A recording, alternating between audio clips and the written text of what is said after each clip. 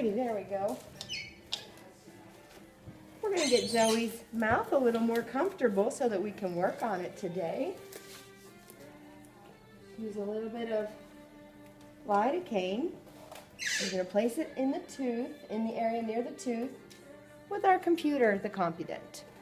If you can open real big for me. Great job, Zoe.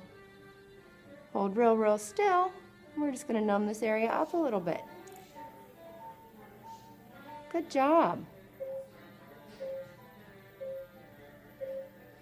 Just takes a few minutes.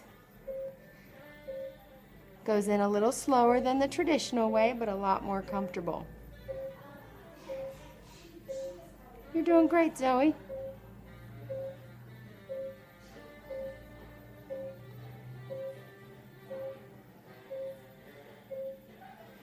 Then we'll take care of our cavities and she'll be cavity free again.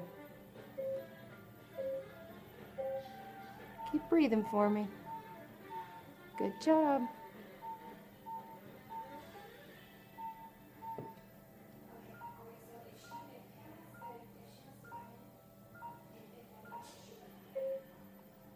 Good job.